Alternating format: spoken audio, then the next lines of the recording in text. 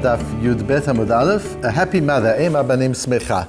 I'm sorry that we don't have source sheets. Normally when we do the Matmonim, everybody's got the sources in front of them, but I'm just a bit restricted. We're having the shiur in Nofki Nosar on the shores of the Kinneret, and we're just restricted in terms of sforim and internet and printing and all sorts of things. So let's just do the best that we can with what we've got now. The tragic deaths by terrorism of the two young girls from Efrat, and they're being buried right now, their levayas right now. And our learning should be Ilui Nishmatam, and for a refuah shlema for their mother, who's in hospital, Leah Bat Tzipora. The posuk that the Gemara works with, the verse in the Torah that the Gemara is dealing with, is Vayelech ish mi beit Levi, vayikach et bat Levi. And a man went from the house of Levi, and he married a woman also from the house of Levi, a daughter of Levi. And we know, of course, that was Moshe's father who remarried his mother. And we're going to be talking about that remarriage, and that's the title, A Happy Mother. People say a happy wife is a happy life, but what people don't realize that's more important is a happy mother is a happy child. And we'll see the importance of that happiness. The Ramban talks about why Vayelech, the Gemara is also concerned about Vayelech, a man from the house of Levi went. Where did he go to? He was at home. And the Ramban is just very interesting, the Ramban on the Chumash, which says whenever somebody does something unconventional, the word Vayelech is used. And Paro had decreed that the children were to be killed, and therefore people weren't getting married.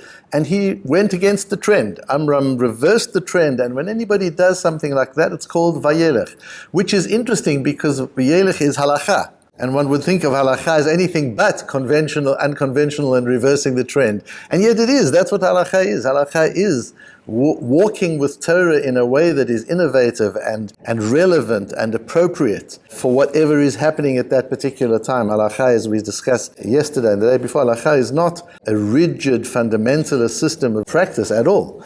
Halakha allows for innovation.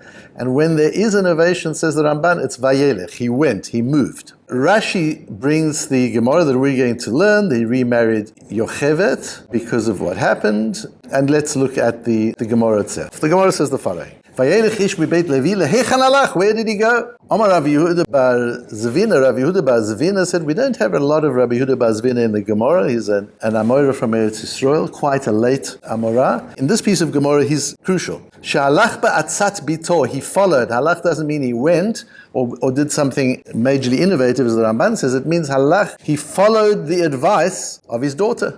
Tana, we've learned. Amram gadol ador haya. Amram was a leader of the generation. Kivan shera'a she'amar Paro harasha kol habena yiloda yora tishlichuhu. When he saw that the wicked Paro said any boy that is born should be thrown into the river, Amar lashavanu amelim. We're producing children to be killed. That just doesn't make any sense. Better we don't have children. So he led a movement of men divorcing their wives so that they wouldn't have children during that period. Amad v'giresh et ishto, he divorced his wife. Amdu kulam v'girshu et nashotei, and they all followed him because he was an important man. Amra lo bita, Abba, the daughter said, this is his daughter Miriam, Kashe gezeratcha yoter mishel Paro, you're worse than Paro. Paro lo gazar el ala zacharim. Paro only decreed against the boys. V'ata gazat ala zacharim v'ala nekevot. Now people aren't having children at all, with daughters also not being born. Paro lo gazar el b'olam hazeh v'ata b'olam hazeh olam haba. Paro is just killing people physically, but you're not even letting them have a life to start with, so there's no olam haba either as a result of that. And thirdly, Paro harasha safek mitkayemet gzerato safek ena mitkayemet. In the case of Paro, it's not clear whether his decree will be fulfilled or not. People might get away with it. But yours, there's no chance even. You're taking the opportunity for miracle out of God's hands by not letting people even attempt, even try. So then, Amad v'yachzir et ishto, he got up and he remarried his wife. Amdu kulan v'yachzir et nashoteim, they all remarried their wives. So then says the Gemara, Vayikach v'yasum mebayale. Okay, Rabbi Yehuda ben Zvina, that's very nice. But then the word Vayikach is wrong. He married her. He shouldn't say he married her. He should say he remarried her. He should say Vayachzor. No,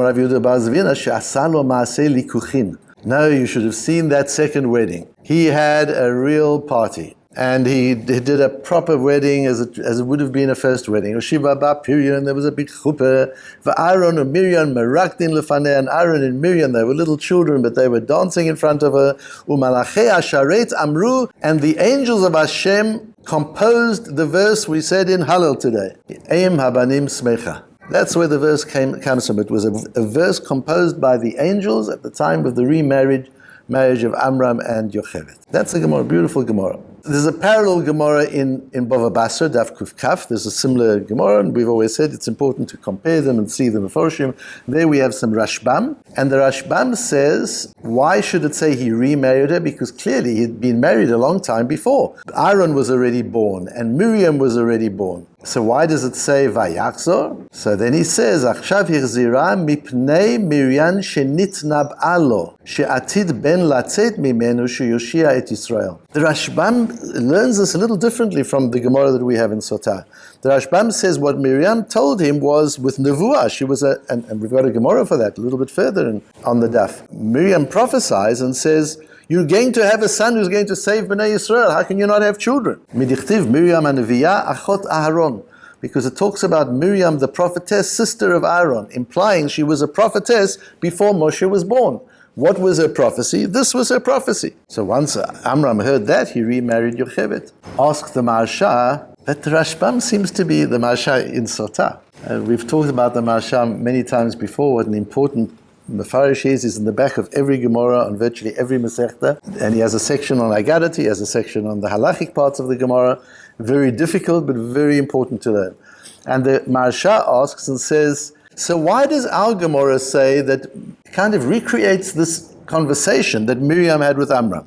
You worse than Paro, and Paro did this, and you did this, and Paro did this. Where does that all come from? According to the Rashbam, it's simple. Why did Amram remarry Yocheved? Because she prophesied that Moshe was going to be born. That was the end of it. According to the Rashbam, where does the Gemara get all of this from? It says the Maharsha, because with Miriam's prophecy, that wouldn't have compelled him to remarry Yocheved. Because, as the Gemara says just a little bit further, the Rashbam seems to ignore it. Yocheved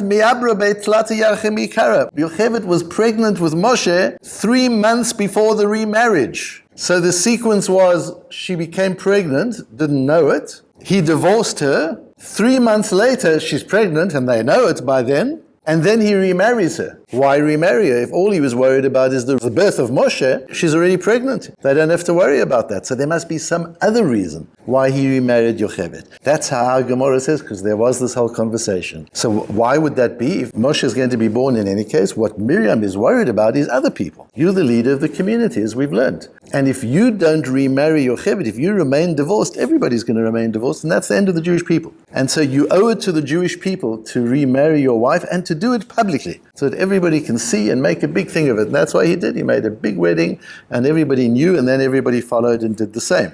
But the Maharsha asks a little further and says, why are Miriam and Aaron dancing with joy? The Rashbam says in Bava Basra, because Moshe is going to be born. And even though he didn't, they're little children, the Moshe gave them an intuitive sense. We discussed the other day how through intuition Hashem speaks to us. Hashem gave these little children an intuitive sense that something momentous was going to happen. And they felt it and they experienced it. Asks the Maharsha, but that's already 3 months old, that news. They knew already that Moshe was going to be born. The wedding was not a celebration of the future birth of Moshe. That's already old news. So there's something else they're happy about. And the Maharsha is probing, what is this great joy that brings Aaron and Miriam to dance in front of the Kala, their mother? What brings the angels to sing and to say, הבנים שמחה, what's really going on? And herein lies the beautiful Matmonim. Says the Maharsha, היו שמחים בחזרתה שלא יהיה נולד בן המושיען בהיותה גרושה. They were thrilled that the baby was not going to be born into a divorced family. That's what was important. That during the gestation of the fetus that was Moshe, there would be a loving mother. And Moshe would be absorbing, not just a loving mother, of course she was a loving mother no matter what, but she would be a happy mother. The purpose of this wedding was to make Yocheved happy, because the happiness of Yocheved was going to impact Moshe. And Moshe's absorption of Yocheved's happiness was going to enable him to play the role that he was going to play. But how could she be happy as a divorcee? Out of the house, separate from her husband. Va'az aim shehi Yochevet v'habanim. That's what the posuk means. Moshivi akeret habayit. The akeret habayit is from akara, the one who'd been cast out of the house, who was barren from the marriage, from the family, comes back. Moshivi comes back into the house. Em הבנים שמחה, יוכבד, והבנים Aaron ומרים שמחה. The whole family is happy. Miriam is happy, and Aaron is happy, and Yocheved is happy, and Amram is happy. ונסמך לזה, and then what do we say? In Hallel, because that's the next pasuk in Tehillim. What's the very next pasuk? After Em הבנים שמחה, hallelujah, בצאת Yisrael ממצרים. That enabled Yetzias Mitzrayim. Because the greatness that Moshe was able to absorb from the joy of his family is what gave him the koach to be Moshiach, to save the Jewish people. How important it is, how we can't underestimate the happiness and the joy of a family. How important, how we need to work on that. It's not something we can just take for granted. Marriages are difficult. Relationships are difficult. Raising children are difficult. When they become teenagers, it becomes even more difficult. It's difficult and there's conflict. But a happy home, to work on that and to make sure that happiness is important. It was interesting that Finland was just voted, I think for the 8th successive year, the happiest country in the world. Now, I mean, just imagine that. It's nighttime half the year, it's cold, it's miserable. How is Finland the happiest country in the world? So they did a study to try and figure out why. And there were a few factors, but one of the factors is that the Finnish people regard happiness as a choice. And they say to be unhappy in Finland is regarded as being ungrateful. If you're unhappy, it's you're not grateful for your life, for what you've got, for your opportunities. How can you be miserable? So you can say, well, how can you be miserable? It just happens. No, say the Finns.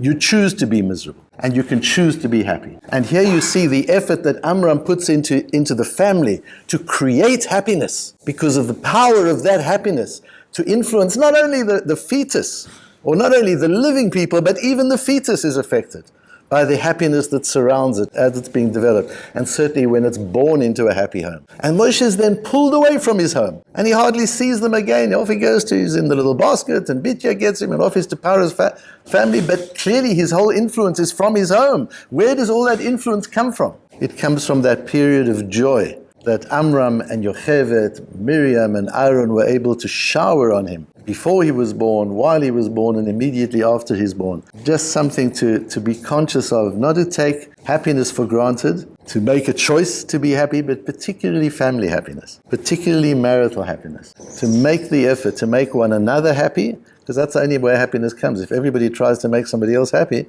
then everybody's happy. If everybody's focused on themselves, then nobody's happy. And that's what the marriage is and the family is. Everybody trying to ensure that there's joy and happiness in the family because of the impact that has on the development and the growth of the children and the parents, everybody in the family experiencing the benefits of that joy.